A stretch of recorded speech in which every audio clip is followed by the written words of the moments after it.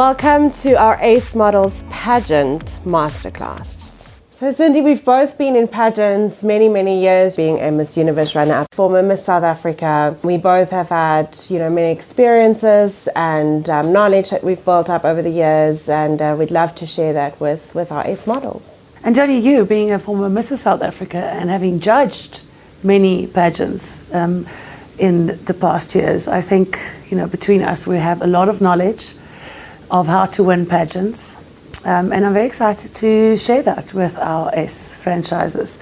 I think we should start with interviews. It's a very integral part of pageants, and even though it is not the part that people see the most, I really feel that at the interview is where it is decided whether you have just that extra little bit required to beat your opponents. So, the basics of the interview, we can start with the basics. What do you wear for an interview? We often get this question, what should I wear for an interview? Do you today still wear a suit to an interview? Do you wear a glamorous dress? And it really depends on what you want to portray in your interview. So you can wear a suit, and I guess a suit is always a safe option, but then go for a suit that is not a very formal suit. So more of a day suit, if you are going to wear a suit, or a very plain, classic dress. Something that is not showing too much skin. So in the interview, the goal is for your outfit to complement you and speak for your personality. But for example, at Miss Universe, I wore quite a sexy dress that was on my knee, but it had a cowl neck, so it showed a little bit of my décolletage area, but not cleavage, and had an open back with an African belt to show that I'm from Africa. Right. But contrary to that, in my Miss South Africa interview, I wore a light pink day suit. Yes, I can also add to that, also running the Mrs. South Africa pageant, I always tell the ladies, we've actually coined the term pageant casual. And it's basically, when you go to your interview, corporate yet glamorous. When you're wearing casual wear, you always have to add that little bit of extra glamour because we are competing in a pageant, but still looking professional at the same time. So I would also suggest, a suit, a stylish dress, something that you would wear to a corporate interview, but with that added glamour. For example, if you are older and it's a Miss South Africa or a Mrs. South Africa, well, what Anri's wearing, Anri, why don't you just come in to show everyone? What you're wearing is actually perfect for an interview. See, it has a little bit of detail. I love it. I love that. It's not too, so if I was judging, I would love that outfit. It says so much, but it's not too formal. The t-shirt underneath is a little bit casual. But then, for example, for a Miss Teen, you'd want to wear something a little bit more funky and young and fresh. And even for Miss South Africa, you can be young and fresh. So you can play a bit with a bit of color, or you can be fashion forward, but it's not fashion week.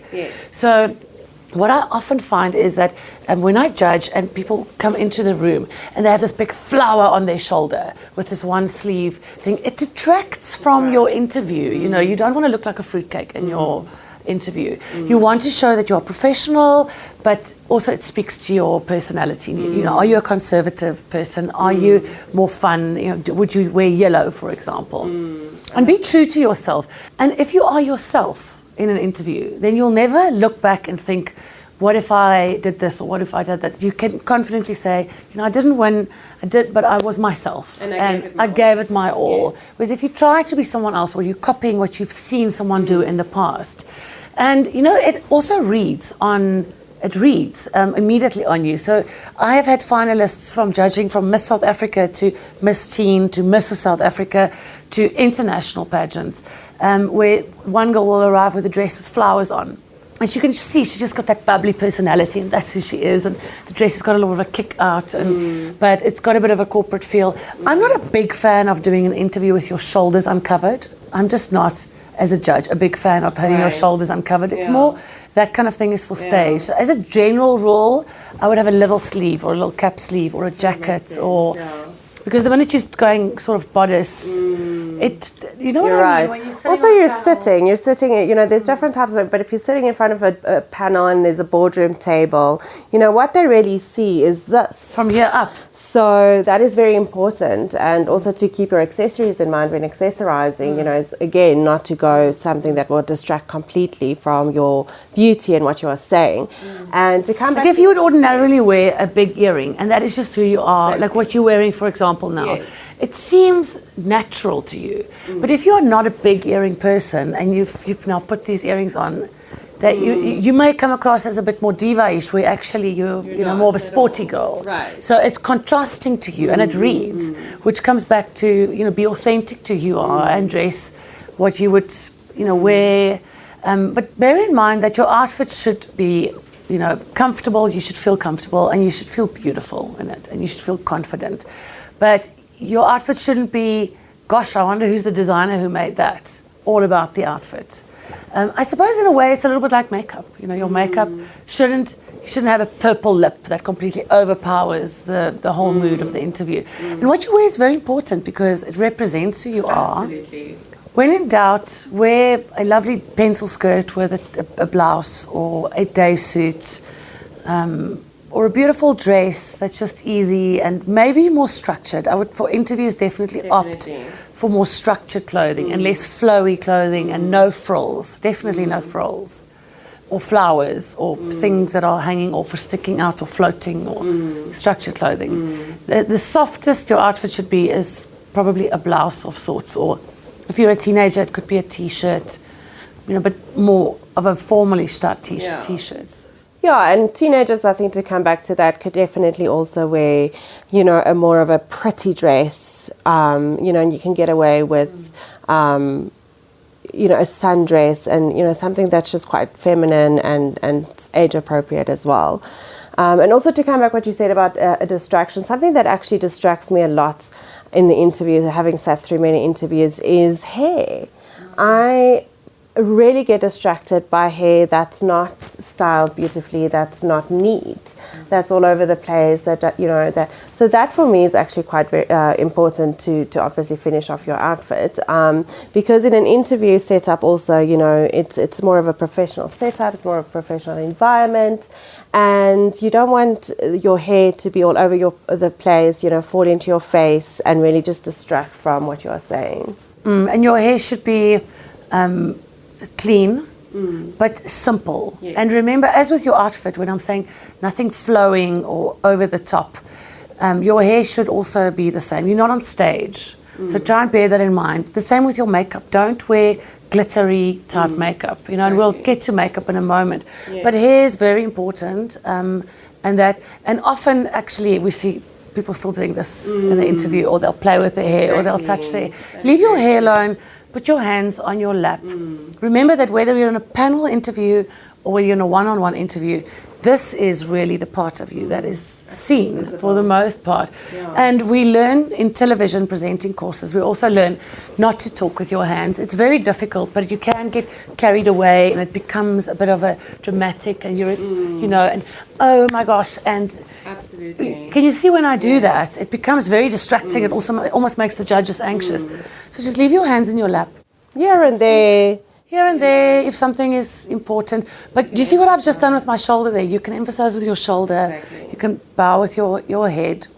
And these are interview skills that are valuable not just for pageants, but for interviewing when you go and interview for a job. Exactly. Or when you are interviewing on television, and your body language can be your shoulders and your face and your smile and how you look. And just on the looking, acknowledging every judge is very important. Yes.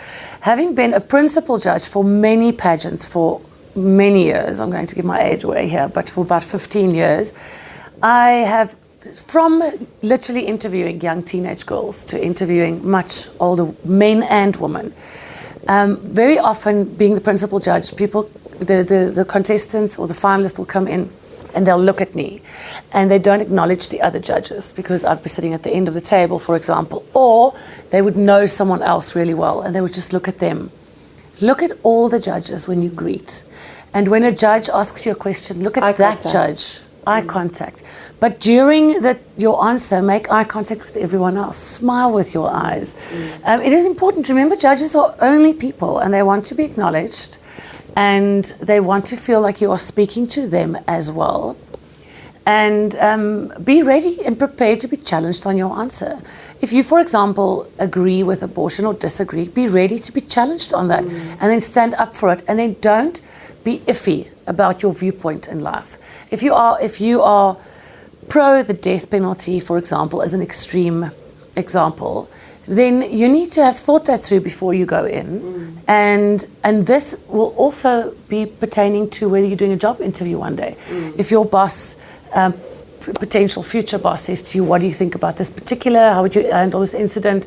You need to stand by what you say. You can't halfway through an interview flake and decide, well, because the one judge doesn't approve of your answer, you're going to change, because that actually is a very big character flaw. And also, don't tell the judges what you think they want to hear. Be authentically you, tell them your opinion, really just be yourself, and like Sandy said, stick to your opinion and really just give reasons for your opinions. So know yourself and really just make sure that you are very well prepared, and we'll get to that in a minute as well. I mean, for example, Joni, you don't have to challenge a judge on your opinion if they don't agree with you. I think you could just politely say, I think everyone has their own viewpoint, and, I think everyone has good reason for their viewpoint. Very seldom will a judge challenge you on your opinion, but I think it's important to justify, and this is also part of personal growth and learning who you are and what you actually think about things. And it's also okay to say, I've never really thought about that. I will give that some thought and get back to you. It's also okay to say, I don't actually know the answer to that question, but let me go and read up on it and get back to you. Because that is the human thing to say. You don't have to try and dream up an answer. You're not expected to know everything. And I have seen with my own eyes that judges would rather appreciate if they ask you about a particular political issue. If you, instead of trying to what we call waffle and trying to dream up an answer, it's just to say, I haven't actually been following that particular political situation, but I will make sure to go and find out more about it now that I know you're interested in it.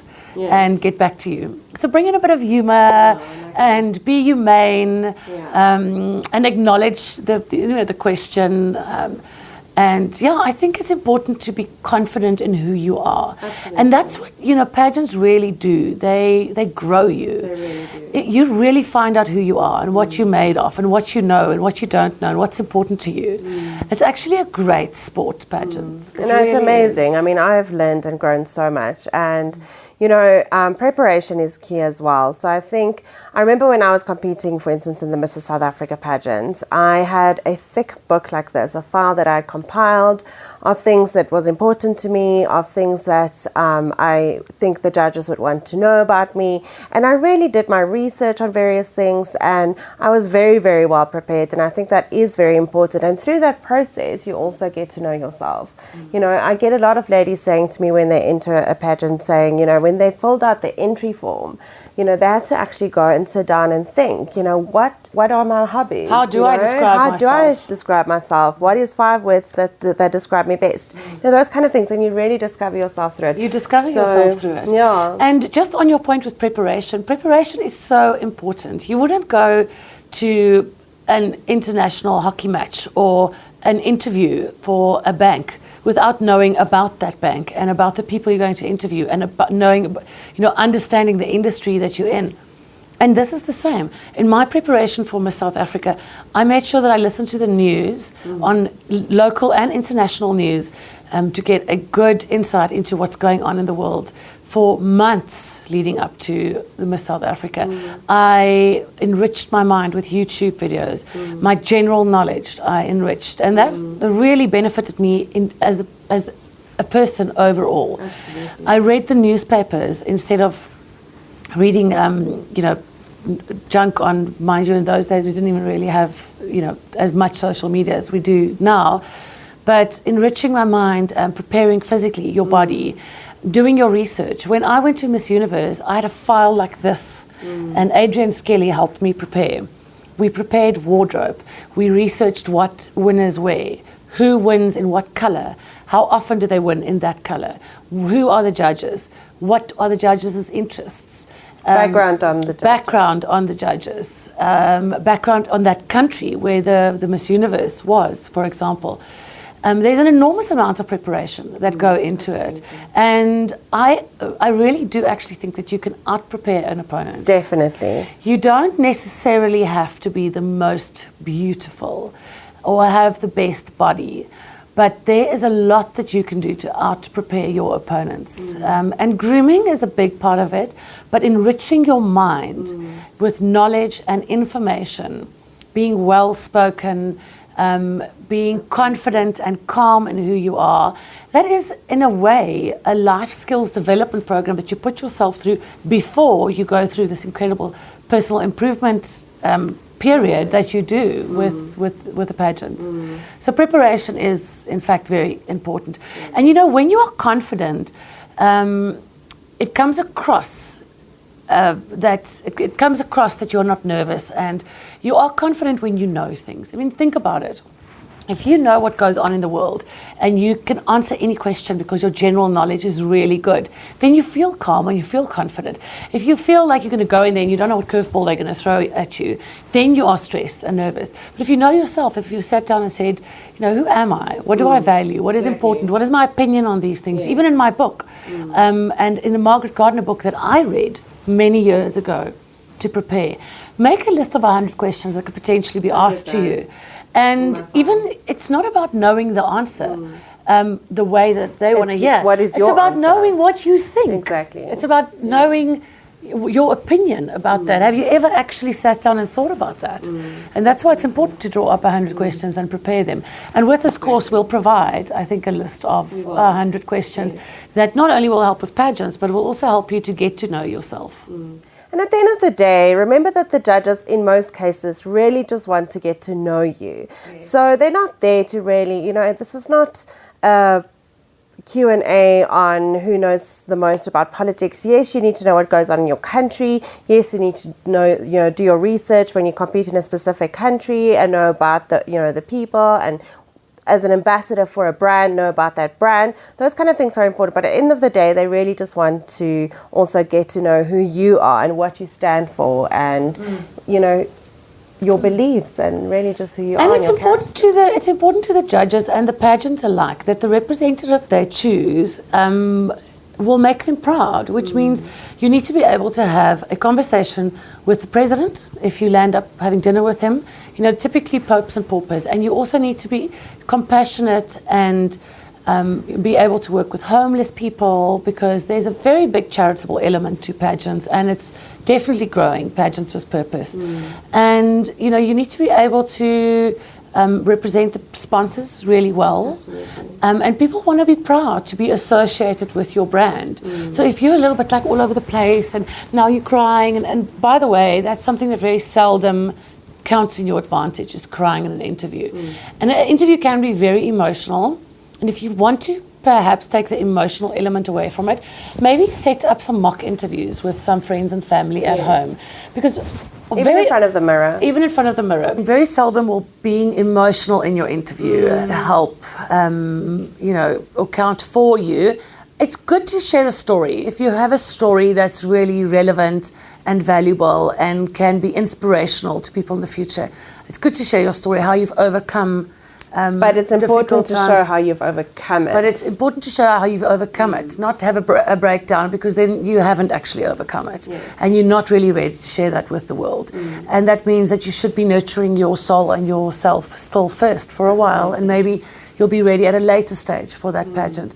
And this, as I speak to you about all of this, I realize what an incredibly important part this has been of my personal success in business and in life, is understanding, myself through learning and preparing for interviews. And also you become knowledgeable about things that you never thought you'd know, the stock exchange, political situation, whether or not you should eat meat, on what people's opinion are on certain things, and your opinion on relevant issues, such and you as become abortion, tough such as well. the death penalty, such as what are your opinion about. You're forced to sit down and actually think about it, and really who you are, what's important to what's you, your opinion. and also you become tough. To allow.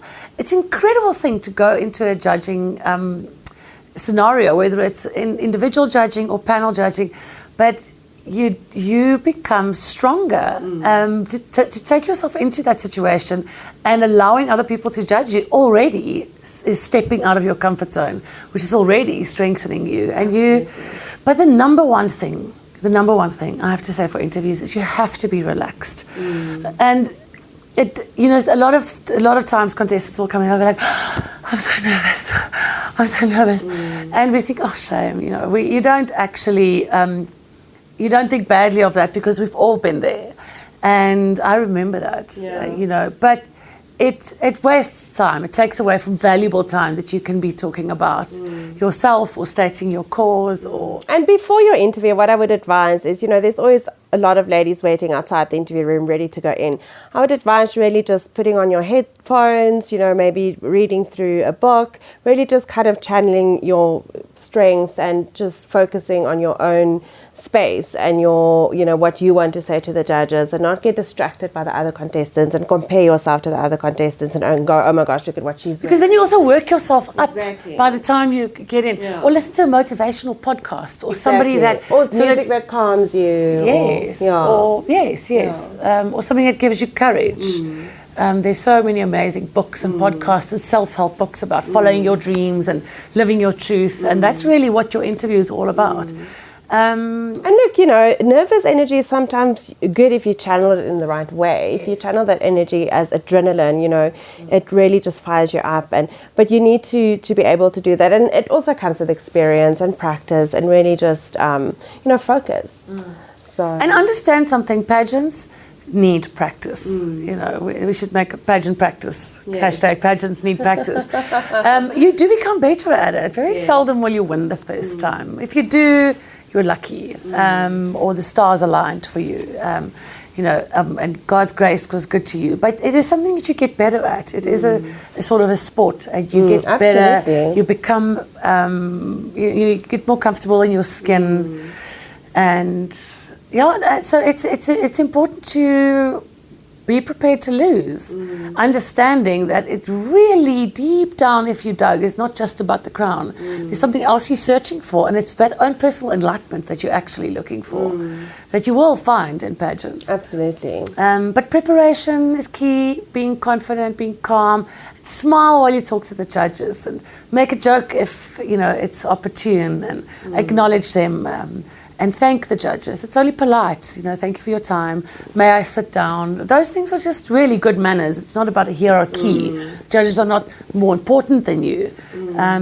It's just a polite, if I go for a job interview, I would just say, hello, pleased to meet you, shake hands. You don't have to go and shake hands with all the judges, but pleased to meet you. My name is Cindy. Shall I have a seat? Yes. And then you sit down. Sit with good posture. I wouldn't recommend an interview where you're showing too much cleavage. No, I agree. It's distracting. 100%. And it's a professional environment. Like I said, going for a job interview, but with that added glamour. So looking professional is definitely key. And like you said, it's, first impressions, walking in, having that confidence, sitting up straight, posture, and just smiling. Those small things really just adds. At the end of the day, they might not always remember exactly what you said, but they'll remember how you said it. And they'll remember, and I suppose that's relevant in life too, they'll remember how you made them feel. How you commanded the room. Yes. Because you do command a room when you enter it. And little things. So for example, when you enter the room, if you have to close the door behind you, turn and face the judges and close the door behind you. Don't turn around and close the door. So you enter and you sort of close the door behind you. You don't turn around and then turn around again. And these are little things you pick up through the years, and with a lot of pageant training. This is all just coming to me as we speak. We're going to definitely have to cut this into different segments. I think this will be the interview segment. Yes. Yeah. So. When you walk in, command the room, have a great posture, look at the judges, smile. When you sit, don't slouch into the chair. sit up properly. A good way is to cross your ankles. That always brings your body slightly forward. Let me do that. If you cross your legs like I do now, you sit back You generally. sit back. Yeah, but if and you cross your ankles, you generally sit up and straighter. And for the purposes of this particular video, it will be long for me. I think Joni can do that. But I'm not going to do that for the entire time. So I'm going to do it a relaxed pageant masterclass, coach. So yes, and grooming is very important, and how you come across. But it is such a shame if you go into that interview and you never once got to smile and show them what a wonderful, sparkling personality you have, and how bright you are, and share your knowledge. And I mean, if you don't prepare for the interview, you're going to find out that you actually don't know a lot. But to come back to grooming, ladies, nails, small things. I wanted to touch on that now. Yes. It's so important because they're going to see your hand. Your hands need to look great. Your nails need to be in a good condition. And again, let's not go for red, sparkly, dramatic nails. That's that long, exactly. A nice nude color, French fade, a French color is probably the best option to go with. Not sparkly makeup. Exactly. If blend your contouring. Don't try not be shiny. Just take a little tissue and don't cake on the makeup. Take a little tissue and dab or oil paper to make sure that you're not shiny. That's because a very good you point. will be perspiring, so you will get hot as the day goes on. Very good point. And if you keep adding powder in that intimate interview section, your makeup looks very overpowering. The same with lashes. That's true. Very often their lashes are too long. It hangs. And it closes your eye. So the judges feel like it's already a feeling that you like fakeness about you, Be careful of too much fake. And also your makeup, before you go in, especially if you're wearing a bright lip, check your teeth, that there's not lipstick on your teeth. Just do a quick final check before you go in, and there. But be careful of wearing a bright lip for an interview. I agree. I'm not a big fan of a bright lip for an interview. Remember, you're not on stage. And then when we come back to teenagers, for example, wear a little bit of mascara and a little bit of makeup, but don't wear too much makeup if you're too young. It doesn't actually read well for you, and it speaks to your insecurity. So a little bit of a touch of this and that to enhance. True. Absolutely. But yes, nails, and then let's talk about tanning. If you're wearing an outfit like this and you've got 3 tan lines over here from the bikini from the holiday before, it just doesn't look professional. And bra showing. You're not interviewing. 90% of the time, you wouldn't be interviewing for Miss, Beach Jive Ice Cream. Those back in the day. There's no really interviews for those. Yes. So when you're interviewing for something, it's generally a pageant that has a very serious element to it, whether it's for teenagers or older. So no bra straps, no tan lines. If you've got self tan and it's too orange, then if it's too much, then you're not using Caribbean tan. But be very careful of that. Natural tans. Just if you do contour, natural contour blending. And what else is there on grooming? Hair, also, you might think that people don't notice, but I always say you can tell if a woman is well groomed by looking at her feet. So some people do actually check that. So make sure that your feet are well groomed as well. Sometimes they just notice that. They do. The judges might ask you to stand up and twirl, or as you walk in. So be careful of your feet, even just exfoliating your feet. Exfoliating is very important. Wearing comfortable shoes, because if you're on your feet the whole day, sometimes you'll be the last one to be interviewed and your feet are hurting you. You can actually see it on a woman's face. A little bit of eye drops, if you've had a long day, for dry eyes. Eye drops help a lot. Red. I remember and this at all ages is relevant. Yeah. Good body odor and good breath. You may be in much closer proximity to the judges than you anticipate. Good body odor is very important, but also not an overpowering perfume. So Cindy, tell me about the different type of interview setups that you can expect at a pageant. Well, generally the most common interview setup is a group setup where the judges sit around a table and they interview you individually. And then there is also moving around the room. Rotation, individual, where you sit across from the judge, interview style like you would, for example, And this is similar to corporate interviews. Yes. Sometimes you'll be in a boardroom and you'll have to meet with all the directors for the position that you're applying for. And sometimes you'll meet with one particular HR director or the person that will be overseeing your position. And I love what she said there, the position you're applying for, because ultimately that's what you're doing. You're applying for a position. So this position is you applying to represent the organization, which whether it is Miss Teen, Miss Universe, Miss South Africa, that's irrelevant. You're applying to represent this organization, which means you need to know a lot about the organization. You know, who works in it, who are they, what do they stand for, and basically the A to Z of it. You're applying to represent the sponsors of that organization, which means you need to be the face, name, personal brand for those sponsors. And keep all of these things in mind when you choose your outfit, when the things you say. For example, if one of the companies who sponsor is a very big, anti-cruelty campaign company, and you arrive with your fur coat. I mean, you shouldn't be wearing fur anyway, but you know what, I'm trying to make extreme examples. True. So in a one-on-one interview setup, it's really just about being relaxed. Again, I want to emphasize good body odor, good breath, good grooming, because that is just polite and professional. Relaxed, and then don't be afraid to repeat yourself when you do individual interviews, because the one judge hasn't heard what you said. So often you feel like you've already said something, so you don't want to say it again, and then you say the wrong thing just because you're trying to make things up. So that's my a big tip for individual interviews. Don't be afraid to repeat yourself. Rather stick to your core message and stay centered and stick to your message. And in a group environment, or in an individual environment, don't be afraid not to know the answer. Appear relaxed. And in an individual interview, you would project less.